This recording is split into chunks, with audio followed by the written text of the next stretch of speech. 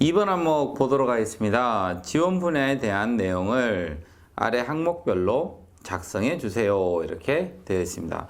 자, 일단 여러분들 신한은행은 2번 항목에서 NCS 방식 형태를 취하고 있습니다. 뭐냐 하면 정확히 이제 단계별로 구분을 지어 가지고 세부 항목들로 이제 묶고 있는 거죠. 그럼 여러분들 이런 NCS 항목에서 제일 중요한 것은요. 묻는 대로 답하는 게 이제 가장 좋습니다. 자, 묻는 게 뭐냐 이제 한번 보시면 지원 분야에 대한 내용을 아래 항목대로 작성해 주세요라고 되어 있습니다. 그럼 지원 분야를 여러분 정확히 이제 다시 한번 파악을 하셔야 됩니다. 왜 그런가 하면 여러분들 중에 재미있게도 채용 공고를 꼼꼼히 뜯어보지를 않습니다. 그냥 막 이 큰 그림만 이렇게 보고 막상 세부 사항들을 이렇게 안 보다 보니까 놓치는 것들이 굉장히 많거든요. 그래서 여러분들 채용 공고에 나오는 용어들은 하나하나 이제 곱씹어서 파악을 하셔야지만 제대로 작성을 하실 수 있을 것 같습니다. 자, 그럼 지원 분야 보시면 신한은행 같은 경우에는 이제 기업금융 그 다음에 WM 이렇게 이제 묶여져 있습니다. 그래서 기업금융 WM 쪽 보시면요. 일단 기업금융 쪽에는 어떤 일들을 하느냐라고 하면 채용 공고에 나와 있습니다. 기업 고객 대상 금융 서비스를 한다라고 되어 있고요.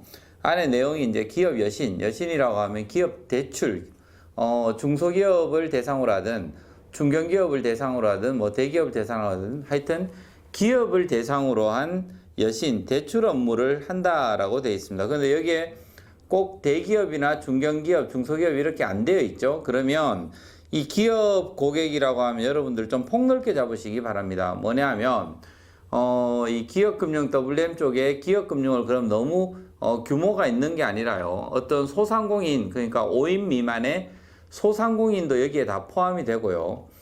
당연히 중소기업은 기업이니까 포함이 됩니다. 그래서 여러분들 소상공인도 포함되는 것이 기업금융이구나 이렇게 이제 생각을 하시면 될 것 같습니다. 그 다음에 기업 수신은 뭐냐 하면 예금 쪽에 받는 거죠. 기업들도 이제 현금이 있으면 요구불 예금이라든지 여기에 이제 기업 통장에다 넣어놓는 돈 이게 이제 기업 수신이 된다라고 생각하시면 되고 수출입은 이제 무역금융 쪽이라고 이제 보시면 될 것 같습니다. 그리고 퇴직연금이 별도로 다루어지고 있죠. 보통의 이 은행에 있어서는 수신, 여신, 외환이라고 해서 전통적인 3대 영역이었습니다. 그래서 이제 수신, 여신, 외환인데 딱 보시면 이제 수신, 여신, 외환 대신 수출입으로 적어놨는데 지금 퇴직연금이 들어왔습니다. 그러면 신한은행 입장에서는 퇴직연금을 기업금융 쪽에서 굉장히 중요시 여기고 있다. 이것을 이제 생각하셔야 됩니다. 기존의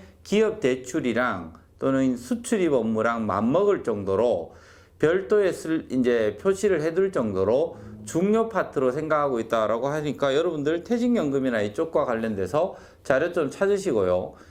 그쪽 전문가가 되겠다. 이제 나중에 그렇게 작성하셔도 된다는 얘기입니다. 뭐 등 금융상품이라든지 전담기업 리스크 관리 뭐 이렇게 이제 되어 있습니다. 자, 그러면 기업금융 쪽에는 금융상담을 한다라고 하는데 금융상담은 기업은 주로 찾아오는 게 아니고요. 은행원이 찾아가는 방식의 금융상담을 많이 해주고 있습니다. 그러다 보니까 좀 발로 뛰는 영업력 이런 것들이 좀 필요하겠다. 일단 감을 좀 가지고 계시고요. 그 다음에 전담기업 리스크 관리 등을 이제 한다라고 하면 자기 이제 기업 심사역, 기업금융에 있어서는 담당하고 있는, 관리하고 있는 기업이 있습니다. 그럼 그 리스크 관리 어떻게 하느냐? 재무지표를 하느냐? 아니에요. 재무제표로 리스크 관리하는 게 아니라, 물론 재무제표도 중요하긴 합니다. 근데 현장을 가면서 그 회사가 진짜 제대로 영업하고 있는지, 아니면, 제대로, 이 직원들하고 지금, 큰 문제는 없는지, 이런 것들을 파악하는 게 리스크 관리. 재무적 요소도 있지만, 비재무적 요소도 있습니다. 그래서, 비재무적 요소 같은 거 파악하기 위해서는 현장 중심의 사고나 이런 게 굉장히 중시 여긴다. 이렇게 이제 생각하시면 될 것 같습니다. 자, 그 다음에 WM 쪽 보시면요. WM은 뭐라고 채용 공고에 나와 있냐라고 하면 개인 고객 자산관리 서비스라고 되어 있습니다. 그래서 고객의 재무 목표와 투자 성향 또는 니즈 및 자산 포트폴리오 분석에 근거한 종합 자산관리 컨설팅을 제공한다 이렇게 되어 있죠. 그러면 고객들 같은 경우에는 사실 이 자산 이 투자 성향이라든지 자산 포트폴리오라든지 워낙 다양합니다. 생각해 보세요. 누구는 주식을 선호할 수도 있고요. 누구는 채권을 선호할 수도 있고, 누구는 펀드 같은 걸 선호할 수도 있고, 누구는 또 부동산을 선호할 수도 있습니다. 그 부동산 중에서도 상업용 부동산을 이제 선호하는 사람도 있고, 주거용 부동산을 선호하는 사람들도 있고, 논, 밭, 임야 같은 부동산을 선호하는 사람들도 있습니다. 이렇게 다양한 이 관심사를 가지고 있기 때문에요. 당연히 WM들도 거기에 맞게 좀 넓은 시야라든지 이런 트렌드, 요즘 굉장히 각광받고 있는 트렌드에 대해서 이 탄탄하게 갖추어진 지식들을 가지고 있어야 된다. 이렇게 이제 보시면 될 것 같습니다. 일단 여러분들이 이 직무를 알아야지만 이 2번 항목을 제대로 작성할 수 있기 때문에 제가 이런 부분 이야기를 했습니다. 자, 그 다음에 이제 디지털 ICT 직군 지원하시는 분들 있죠. 그분들은 직무 내용이 어떤 게 있냐라고 하면 첫 번째 일단 뱅킹 서비스 개발 및 운영입니다. 자, 당연히 이제 이 뱅킹 서비스 개발이나 운영 이런 쪽에서는 코딩이라든지 프로그래밍 같은 것들이 굉장히 중요한 역량이 될 수 있겠죠. 그래서 이제 코딩이나 프로그래밍 같은 이런 컴퓨터를 다룰 수 있는 능력들이 여기에 해당이 된다라고 보시면 될 것 같고요. 두 번째, 디지털 채널 서비스 개발 및 운영이라고 되어 있는데, 이 디지털 채널은 당연히 이제 모바일 쪽이 주로 중요합니다. 그래서 이제 어떤 앱 개발이라든지 이런 능력들이 여기에서는 굉장히 중요한 능력이나 경험이 됩니다. 그래서 여러분들 중에 좀 앱과 관련된 업무들을 해본 게 있으면 이쪽으로 폭 이제 컨셉 잡고 가시면 될 것 같고요. 신기술 활용 이쪽 요즘 각광을 받고 있습니다. 그래서 저도 학생들에게 이 금융 관련된 강의를 할 때 가장 요즘 중요시 여기는 세 가지는 꼭 익혀둬라. 뭐냐 하면 블록체인, AI, 빅데이터는 디지털의 지금 핵심 중에 핵심이니까 이 세 가지 중에 한 가지라도 좀 연결이 된다 싶으면 이쪽으로 지원하면 좀 도움이 될 것이다 라고 이야기를 많이 하고 있습니다. 그러면 여기에서도 지금 나와 있죠.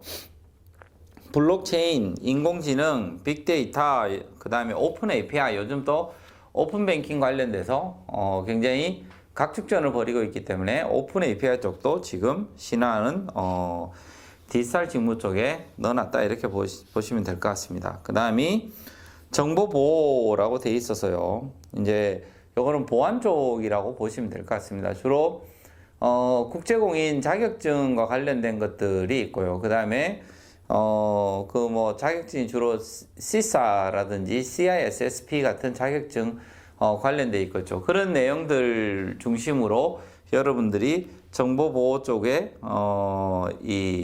그런 쪽에 자격증 관련이 돼 있으면 정보보호 쪽으로 지원하시면 도움이 될 듯하다 이렇게 이제 보여집니다. 자, 일단 지원 분야를 명확히 아셔야지만 그 다음 세부 항목들을 작성할 수 있으니까 일단 지원 분야에 대한 이야기를 한번 해보았습니다. 자, 그럼 세부 항목을 한번 보도록 하겠습니다. 지원한 직무를 수행하기 위해 필요한 핵심 역량은 무엇이라고 생각하며 그 이유는 무엇인지 설명해 주세요 라고 되어 있습니다. 자, 그러면 지원한 직무 수행하기 위해서 이제 여러분들 그 중에 하나 정하셔야 되겠죠. 기업금융이든 WM이든 디지털이든 ICT가 됐든 어느 쪽이 한쪽을 아마 정하시게 될 것 같습니다. 자, 그러면 이제 수행하기 위해서 가장 필요한 역량은 필요한 핵심 역량은 뭐냐라고 하면 그 직무에 대한 이해도를 알고 있느냐에 대한 내용입니다. 하는 일이 뭔지를 알아야지만 핵심 역량이 어떤 거라고 생각하고 그 이유를 적어 주실 수가 있게 되겠죠. 자, 그러면 이제 직무에 대한 이야기는 했고요. 거기에 대한 역량들 어떤 게 있는지 이제 한번 보도록 하겠습니다. 자, 보통 우리가 역량이다라고 하면요, 가장 기본적인 역량이 있고요.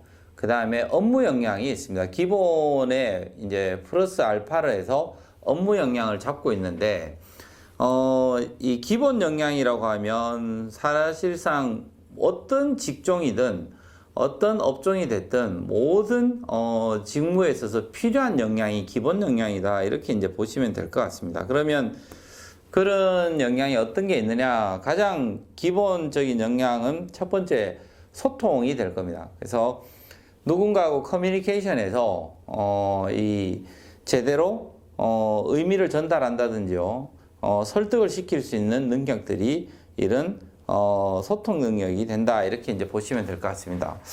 두 번째 기본 역량은 저는 경청 능력입니다. 주로 이야기를 많이 듣는 게 되겠죠. 특히나 어떤 직무에 많이 포함이 되느냐라고 하면 WM 직무에 이런 경청과 관련된 것이 굉장히 중요한 이제 역량이다. 이렇게 보시면 될 것 같습니다. 왜냐하면 WM은 고객들의 니즈를 파악하는 게 가장 중요하기 때문에요. 그러다 보니까 자기가 이야기를 보통 일을 하면 듣는 것을 구를 해라. 이렇게 이제 이야기를 많이 합니다. 그 정도로 WM 직무에 있어서는 이 고객들의 이제 이 이야기를 경청하는 게 아주 중요하기 때문에 경청은 기본 역량에 이제 아주 중요한 역량이 된다. 그 WM의 기본 역량 중에 아주 중요한 역량이다. 이렇게 이제 보시면 될 것 같습니다. 자, 친화력 쪽이 있는데, 친화력은 사실상 물론 WM에 있어서 친화력은 아주 중요한데요. 이 친화력은 약간 느낌상으로는 창구 업무 쪽에 가깝다는 느낌이 듭니다. 그래서 당연히 기본 역량으로 모든 직무에 친화력이 필요는 하지만 특히나 좀 많이 필요한 업무가 창구 업무, 특히 RS직이 아니겠느냐. 리테일 서비스 직무 쪽이 여기에 좀 해당된다. 이렇게 이제 보여집니다. 네 번째 기본 역량은 저는 공감이라고 생각하고요. 공감 능력은 사실 이제 타인의 좀 아픔이라든지 다른 사람의 어떤 곤란한 처지나 이런 것들을 같이 이제 나눌 수 있는 능력이 공감 능력이 됩니다. 근데 업무 역량이라기보다는 그냥 인간적인 역량 이렇게 이제 보시면 될 것 같습니다. 그래서 일단 이건 기본 역량 쪽에 이제 포함이 되는 부분이고요. 다섯 번째 기본 역량은 배려가 됩니다. 그러면 이제 배려도 타인의 어려운 점, 좀 다른 사람이 힘들어하는 점들 이런 것들이 이제 챙겨주는 것들이 배려가 되겠죠. 당연히 이제 업무 역량이라고 보기보다는 약간 사람으로서 또는 모든 직업인으로서 기본 역량이 되지 않겠냐라는 생각을 해봅니다. 이제 여섯 번째 기본 역량이 열정 쪽인데요. 열정은 좀 굉장히 액티브하고 적극적이고 이런 태도적인 측면에 가깝다라고 보시면 될 것 같습니다. 그러면 이런 열정적인 측면은 직무 역량 쪽에 가깝기는 하고요. 하지만 그 모든 직무에 사실 열정은 다 필요합니다. 그건 ICT 쪽에서도 필요하고요. 당연히 기업금융 WM에서도 필요하고 리테일 서비스 직군에서 다 필요하다. 이렇게 보시면 될 것 같습니다. 어쨌든 간에 소통, 경청, 친화력, 공감, 배려, 열정 이런 것들은 사람들에 있어서 가장 기본적인 능력이니까 이거는 약간 업무 능력보다는 약간 기본 능력이다. 이렇게 이제 보시는 게 맞을 것 같습니다. 자, 그러면 업무 능력으로는 또 어떤 게 있느냐? 이런 기본 능력을 바탕으로 해서 특별한 파트의 이제 업무 능력들을 있겠죠. 그거는 이제 첫 번째가 팀워크가 됩니다. 그러면 팀워크는 당연히 이제 소통 능력이라든지 이런 것들을 기본으로 해서 팀과 팀을 빌딩하든지요. 아니면 다른 사람들이랑 함께 협력해서 업무를 수행할 수 있는 능력이 됩니다. 이거는 ICT 직군의 아주 중요한 업무 중에 하나고요. 왜냐하면 ICT 직군이랑 디지털 직군 같은 경우는 혼자서 할 수 있는 게 사실 없습니다. 뭐 ICT를 만약에 어떤 상품 개발과 관련돼서 전산 개발을 한다라고 하면 당연히 상품팀하고 협력을 해야 되고요. 이 홍보하는 홍보팀하고도 이제 협력을 해야 되고, 이 영업 추진하는 쪽하고도 협력을 해야 됩니다. 이렇게 전산이 그냥 단순히 전산만 만드는 게 중요한 게 아니라 다른 팀들을 주로 서포트하는 기능들이 강하기 때문에 팀워크가 아주 중요한 역량 중에 하나다 이렇게 이제 보시면 될 것 같습니다. 두 번째 업무 역량으로는 업무 추진력 같은 게 있습니다. 추진 같은 것은 좀 막혔을 때 뚫고 나가는 힘이 되고요. 당연히 영업 직무에 있어서 아주 중요한 부분 중에 하나입니다. 그럼 영업 직무라고 하면 은행에서 대표적 영업 직무가 기업금융과 WM 파트가 영업 직무니까 거기에 추진력 쪽으로 넣는 것도 괜찮을 것 같습니다. 자, 그 다음에 전문성이라고 되어 있으면 기업금융, WM, ICT 모든 쪽에 다 포함이 되겠죠. 자, 사실 이 전문성은 지금 금융이 점점 복잡해지고 있는 상황이고요. 뭐 워낙 변화의 속도도 빠릅니다. 오픈뱅킹 실시한다 그러고 기업금융에 있어서도 기술금융 도입된다 그러고요. WM에 있어서도 뭐 ELS라든지 지금 복합 상품들이 많이 나오고 있습니다. 어쨌든 이런 상황들을 감안해서 전문성은 굉장히 중요한 업무 역량이다 이렇게 이제 보시면 될 것 같습니다. 그 다음에 변화를 주도하는 능력, 변화를 관리하는 능력, 변화 관리, 변화 주도 굉장히 중요하고요. 특히나 디지털이나 ICT 업무에 아주 필요하다 이렇게 이제 보시면 될 것 같습니다. 그 다음에 이제 강한 멘탈 같은 것들도 매우 중요한 업무 영향이 되겠죠. 왜냐하면 일을 하다 보면 실패하는 경우들이 많습니다. 특히나 영업 직무가 실패를 많이 경험을 하게 되죠. 뭐 고객들이 언제 자금이 필요한지 모르니까요. 그러다 보니까 자꾸 문을 두드려 보는 수밖에 없고요. 문을 두드리면 상대 쪽에서는 잡상인 취급을 할 때도 있고 귀찮아할 때도 있습니다. 자, 어쨌든 그런 상황에서도 무너지지 않고 나아갈 수 있는 어떤 멘탈 같은 것들도 굉장히 중요한 역량 중에 하나가 될 수 있습니다. 자, 어쨌든 여러분들이 그러면 이런 기본 역량을 적는 게 좋으냐, 이런 업무 역량을 적는 게 좋으냐라고 했는데 위에 보시면 지원한 직무를 수행하기 위해 필요한 핵심 역량 이렇게 이제 되어 있습니다. 그러면 저는 가급적 업무 역량 쪽으로 적어주는 게 좋지 않겠냐라고 생각이 들고요. 그럼 여러분들이 지원하는 직무의 업무 내용이 어떤지를 조금 제대로 파악을 해서 적어주시면 제가 볼 때는 좋게 글을 작성하실 수 있을 것 같습니다. 왜냐하면 그래야지만 그 이유에 대해서 나름 여러분의 고민을 담아서 밀어넣어질 수 있을 것 같습니다. 그래서 그 이유가 왜 이런 역량이 중요하다고 생각했는지 그 이유를 보면 이 친구가 그 직무에 대해서 어느 정도 고민을 해왔는지 정도를 파악할 수가 있습니다. 그래서 제가 좀 깊이 있게 들여다봐라 라는 얘기를 하는 게 바로 그런 연유다 라고 생각하시면 될 것 같습니다.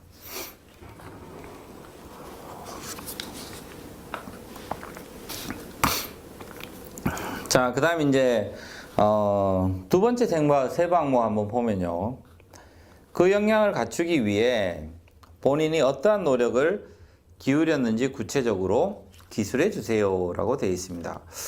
자, 그러면 이제 자기의 어떤 내용들을 밀어내야 되는데, 자, 그럼 여러분들 여러 가지 아마 이 노력들이 있을 거예요. 어떤 은행을 입행하기 위해서 또는 역량을 갖추기 위해서 했던 노력들이 있는데, 대부분 여러분들 뭐 보시면 어떤 일을 통한 경험도 있을 겁니다. 아니면 공모전 같은 이런 대외 활동들도 있을 거고요. 공모전, 홍보대사 뭐 이런 대외 활동도 있을 겁니다. 아니면 학교를 통해 배운 내용들도 있을 겁니다. 주로 전공을 배웠다든지 뭐 이런 것들이 되겠죠.